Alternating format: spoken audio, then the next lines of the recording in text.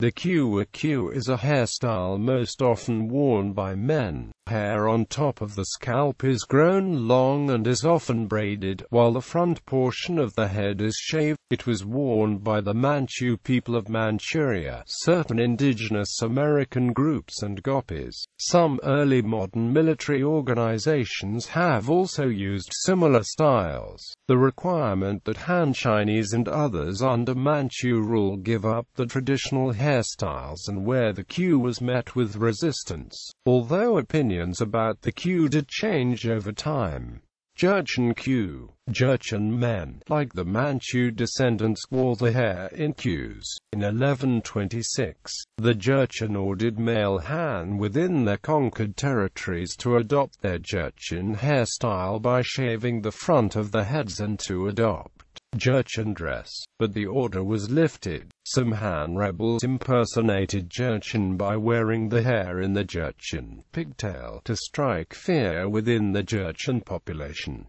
Manchu Q. The Q was a specifically male hairstyle worn by the Manchu people from central Manchuria and later imposed on the Han Chinese during the Qing dynasty. The hair on the front of the head was shaved off above the temples every 10 days and the remainder of the hair was braided into a long braid. The Manchu hairstyle was forcefully introduced to Han Chinese in the early 17th century during the Manchu conquest of China. Nurhaci of the Azanjoro clan declared the establishment of the later Jin dynasty, later becoming the Qing dynasty of China. After Ming dynasty forces in Liaodong defected to his side, the Ming general of Fushan, Li Yongfang, defected to Nurhaci after Nurhaci promised him rewards, titles, and Nurhaci's own granddaughter in marriage. Other Han Chinese generals in Liaodong proceeded to defect with their armies to Nurhaci and were given women from the Azanjoro family in marriage. Once firmly in power, Nurhaci commanded all men in the areas he conquered to adopt the Manchu hairstyle. The Manchu hairstyle signified Han submission to Qing rule, and also aided the Manchu identification of those Han who refused to accept Qing dynasty domination. The hairstyle was compulsory for all males and the penalty for non-compliance was execution for treason. In the early 1910s, after the fall of the Qing dynasty, the Chinese no longer had to wear the Manchu Q, while some, such as Zhang Zun, still did so as a tradition. Most of them abandoned it after the last emperor of China, Pui, cut his Q in 1922. Q Order. The Q Order, or Tonsha Decree, was a series of laws violently imposed by the Qing dynasty in the 17th century. It was also imposed on Taiwanese Aborigines in 1753, and Koreans who settled in northeast China in the late 19th century, though the Ryukyuan people, whose kingdom was a tributary of China, requested and were granted an exemption from the mandate. Traditionally, adult Han Chinese did not cut the hair for philosophical and cultural reasons. According to the classic of filial piety, Confucius said as a result of this ideology, both men and women wound the hair into a bun or other various hairstyles. In 1644, Beijing was sacked by a coalition of rebel forces led by Li Zicheng, a minor Ming dynasty official turned leader of a peasant revolt. The Chongzhen emperor committed suicide when the city fell, marking the official end of the Ming dynasty. The Han Chinese Ming general Wu Sangui and his army then defected to the king and allowed them through Shanhai Pass. They then seized control of Beijing, overthrowing Li's short-lived Shun dynasty. They then forced Han Chinese to adopt the Q as a sign of submission. A year later, after the Qing armies reached South China on July 21, 1645, Dorgon issued an edict ordering all Han men to shave their foreheads and braid the rest of the hair into a Q identical to those worn by the Mancus. The Han Chinese were given 10 days to comply or face death. Although Dogon admitted that followers of Confucianism might have grounds for objection, most Han officials cited the Ming dynasty's traditional system of rites and music as the reason for resistance. This led Dogon to question the motives. If officials say that people should not respect our rites and music, but rather follow those of the Ming, what can be the true intentions?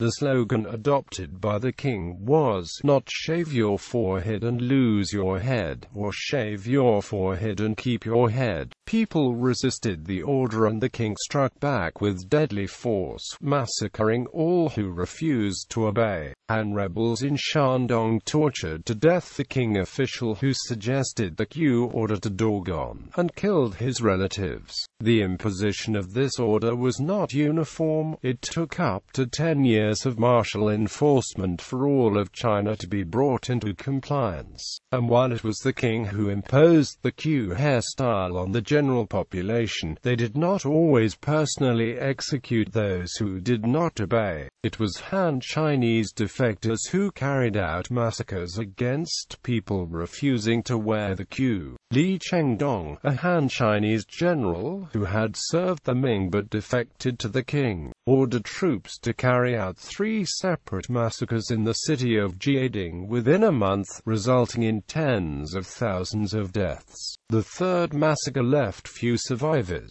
The 3 massacres at Jiading district are some of the most infamous, with estimated death tolls in the tens or even hundreds of thousands. Jiang Yin also held out against about 10,000 Qing troops for 83 days. When the city wall was finally breached on October 9, 1645, the Qing army, led by the Han Chinese Ming defector Lu Liangzuo, who had been ordered to fill the city with corpses before you sheathe your swords, massacred the entire population, killing between 74,000 and 100,000 people. Han Chinese soldiers in 1645 under Han General Hong Cheng Chao forced the Q on the people of Jiangyin, while Han people were initially paid silver to wear the Q in Fuzhou when it was first implemented. The Q was the only aspect of Manchu culture that the king forced on the common Han population. The king required people serving as officials to wear Manchu clothing but allowed other Han civilians to continue wearing Han fu, but most Han civilian men voluntarily adopted Manchu clothing like Changshan on their own free will. Throughout the Qing dynasty, Han women continued to wear Han clothing. Since the Qing dynasty grouped Muslims by language, the Han Hui were classified as Han Chinese, so they were required to wear the Q. Turkic Muslims, like the Uyghur and Salar people, were not required to wear the Q. However, after Jahangir Khan invaded Kashgar, Turkestani Muslim begs and officials in Xinjiang eagerly fought for the privilege of wearing a Q to show the steadfast loyalty to the empire. High-ranking begs were granted this right. The purpose of the Q order was to demonstrate loyalty to the king, and, conversely, growing one's hair came to symbolize revolutionary ideals,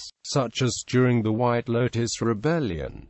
The members of the Taiping Rebellion were called the Longhairs or hair rebels. Resistance to the Q. Han Chinese resistance to adopting the Q was widespread and bloody. The Chinese in the Liaodong Peninsula rebelled in 1622 and 1625 in response to the implementation of the mandatory hairstyle. The Manchus responded swiftly by killing the educated elite and instituting a stricter separation between Han Chinese and Manchus. In 1645, the enforcement of the Q order was taken a step further by the ruling Manchus when it was decreed that any man who did not adopt the Manchu hairstyle within 10 days would be executed. The intellectual Lu Xun summed up the Chinese reaction to the implementation of the mandatory Manchu hairstyle by stating, in fact, the Chinese people in those days revolted not because the country was on the verge of ruin, but because they had to wear Qs. Quote, in 1683 Zhang Keshuang surrendered and wore a Q. The queue became a symbol of the Qing dynasty and a custom except among Buddhist monastics. Some revolutionists, supporters of the 100 Days Reformer students who studied abroad cut the braids. The Xinhai Revolution in 1911 led to a complete change in hairstyle almost overnight. The queue became unpopular as it became associated with a fallen government. This is depicted in Lu Xun's short story Storm in a Teacup, in which Chinese citizens in Hong Kong collectively changed to short haircuts. Exemptions. Neither Taoist priests nor Buddhist monks were required to wear the queue by the king. They continued to wear their traditional hairstyles, completely shaved heads for Buddhist monks, and long hair in the traditional Chinese topknot for Taoist priests. Foreign reaction. The Manchus' willingness to impose the queue and the dress style on the men of China and the success in suppressing the resistance was viewed as an example to emulate by some foreign observers. H.E.M. James, a British administrator in India, wrote in 1887 that the British rulers ought to act in a similarly decisive way when imposing the rule in India. In his view, the British administrators should have outlawed the sati much earlier than they actually did, and in James' own day they should have acted as severely against Indian journalists expressing opposition to the British rule. Other queues. The queue is also a Native American hairstyle, as described in the book Housemaid of Dawn by N. Scott Momaday. British soldiers and sailors during the 18th century wore their hair in a style known as the queue. While not always braided, the hair was similarly pulled back very tight into a single tail, wrapped around a piece of leather and tied down with a ribbon. The hair was also often greased and powdered in a fashion similar to powdered wigs, or tarred in the case of sailors. It was said that the soldiers' hair was pulled back so tightly that they had difficulty closing their eyes afterwards. The use of white hair powder in the British Army was discontinued in 1796 and queues were ordered to be cut off 4 years later. They continued to be worn in the Royal Navy for a while longer, where they were known as pigtails. Officers wore pigtails until 1805, and other ranks continued to wear them until about 1820. In the 18th century, European soldiers styled their traditionally long hair into a queue called the soldier's queue, which was previously only allowed for noble officers. That hairstyle first became mandatory in the Prussian army and those of several other states within the Holy Roman Empire under Frederick William I. Of Prussia, an artificial or patent queue was issued to recruits whose hair was too short to plait. The style was abolished in the Prussian army in 1807.